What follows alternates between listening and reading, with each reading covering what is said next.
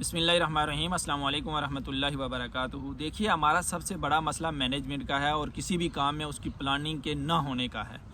और ना ही हमारे पास कोई क्रिएटिव लोग होते हैं कि वो उस चीज़ को प्लान करके हमें दें और हम करें और उसको कामयाब कर सकें। इस वजह से सबसे बड़ा नुकसान ये होता है कि हमारी सलाहियतों का गलत इस्तेमाल होता है और पैसा भी ज़ाया होता है। और इससे बढ़कर एक और नुकसान ये होता है कि उस इलाके के लोगों के हवाले से हमारी गलत परसेप्शन बन जाती है कि शायद ये लोग बशऊर नहीं है, एजुकेटेड नहीं है, इनको किसी भी अच्छी चीज़ के इस्तेमाल करने का पता ही नहीं है, और इस बुनियाद पर आने वाली कई नस्लों तक हम वहाँ पर कोई अच्छा काम नहीं कर सकते।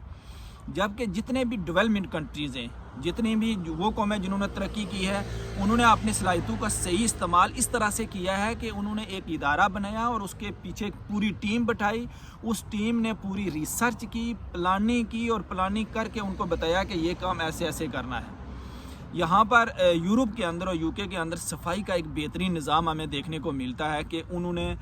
सड़क के किनारे डब्बे लगाए हुए होते हैं, जहाँ उनके बाज़ार होते हैं वहाँ उन्होंने कूड़ा करकट के लिए डब्बे लगाए होते हैं, और वो डब्बे लगाने के बाद उनके अंदर उन्होंने बड़े बड़े शॉपर बैग डाले हुए होते हैं ताकि लोग उसके अंदर सामान चीज़ें डालें, जो भी कोई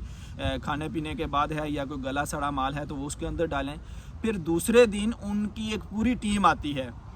अपनी गाड़ी समेत आती है, वो शॉपर बैग निकालती है और उसको बंद करके अपनी गाड़ी के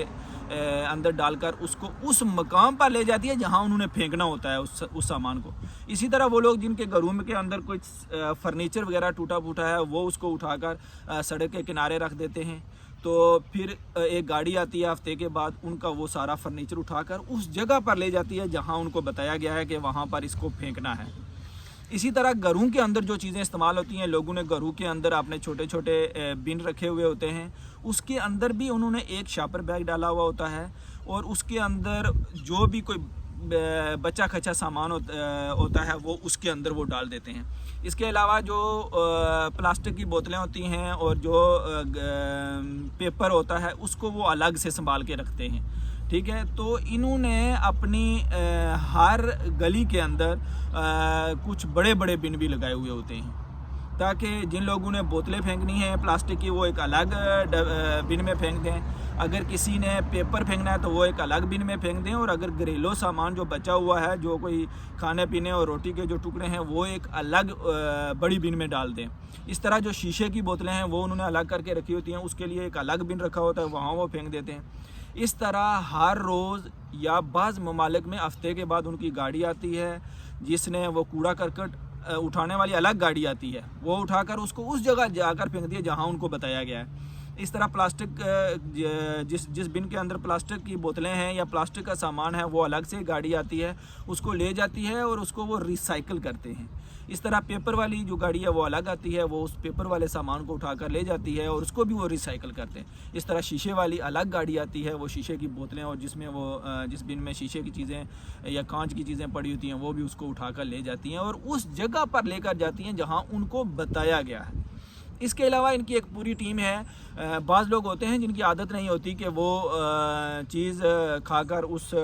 डस्टबिन के अंदर डालें, बल्कि वो सड़क पर फेंक देते हैं या सिगरेट पीकर वो सड़क के ऊपर फेंक देते हैं या कुछ भी हो, वो एक अलग टीम है। या दरख्तों के पत्ते जब गिरते हैं ख़ज़ां में तो उससे गली महल्ले में एक आलूदगी होती है, तो वो एक अलग टीम है जो इसको हर रोज़ गली को साफ़ करती है, और उनके पास भी पूरा निज़ाम मौजूद होता है। वो सफाई के बाद उसको उठाकर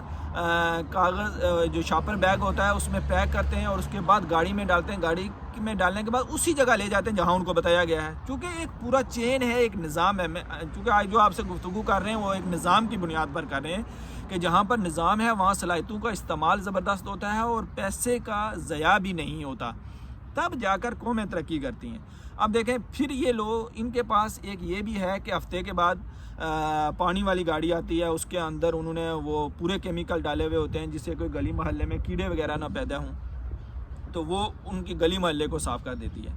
अब इस पूरी स्टोरी में आप देखें एक निज़ाम मौजूद है कि किसने कहाँ से सामान उठाना है, किसने किस जगह सामान डालना है और फिर किस जगह जाकर पहुँचाना है। जबकि इनका सिर्फ यही सफाई का ही नहीं है, बल्कि तालीम के हवाले से भी इनकी पूरी प्लानिंग है। पीछे एक पूरी बोर्ड होगा, क्रिएटिव लोग होंगे जो उसके ऊपर रिसर्च कर रहे होंगे कि आइंदा हमने अपनी कौमों को क्या देना है। اس طرح معیشت کے والے سے ان کا پورا پلان ہوگا، لوگ پیچھے بیٹھے ہوئے ہوں گے جو عالمی سطح پر اس کو ریسرچ کر رہے ہوں گے، تب جا کر قومیں ترقی کرتی ہیں۔ ہمارا سرے سے ہی ایسا کوئی نظام نہیں ہے، ہم ہر چیز کو ہنگامی بنیادوں پر کرتے ہیں۔ ہمارے یہاں کسی نے اسکول کھولنا ہے تو بیٹھا بات آئی کہ کیا کرنا ہے، اسکول کھولنا ہے جی، اسکول کھول دیا، کوئی اس کے پیچھے بورڈ نہیں ہے، کوئی اس کے پیچھے لوگ نہیں ہیں، کوئی ہماری پلاننگ نہیں ہے کہ ہم نے اسکول جو کھولنا ہے اس میں بچوں کو دینا کیا ہے، ہم نے اس کے نتیجے میں ہمارا گول کیا ہے، ہمارا مشن ماٹو کیا ہے، ہماری منزل کیا ہے، ہم نے حاصل کیا کرنا ہے۔ بس ذہن میں آیا کہ ہم نے اسکول کھولنا ہے تو ہم نے کھول دیا۔ ہمارے ذہن میں یہ آیا کہ ہم نے کوئی بزنس کرنا ہے تو ہم نے اس کے حوالے سے کوئی پلاننگ نہ کی، اس متعلقہ لوگوں سے بھی نہ ملے، کوئی ہم نے ایک ادارہ ہی نہ بنایا کہ جو ہمیں پلاننگ کر کے دے کہ ہم نے بزنس کیسا کرنا ہے یا جس بزنس میں جا رہے ہیں اس کا سکوپ کیا ہے۔ اس بنیاد پر ہمارا وہ بزنس فلاپ ہو جاتا ہے تو ہم آنے والی کئی نسلوں کو یہ مشورہ دیتے ہیں نہیں تم نے یہ بزنس کرنا ہی نہیں ہے، اس میں بڑا نقصان ہے، میں نے کیا تھا تو وہ غلط ہو گیا تھا اور میں فلاپ ہو گیا تھا۔ اب ہم یہ نہیں دیکھتے کہ اس میں ہماری سرے سے پلاننگ ہی نہیں تھی۔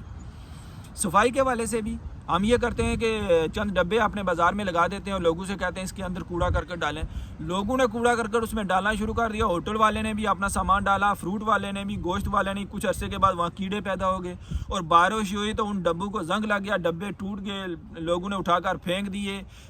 کوئی اٹھا کر اپنے ذاتی استعمال کے لیے لے گیا۔ جب کیڑے پیدا ہوئے، بدبو آنا شروع ہوگی تو لوگوں نے کہا جی اس سے جان چھڑائیں، یہ کون سا نظام آپ لائیں۔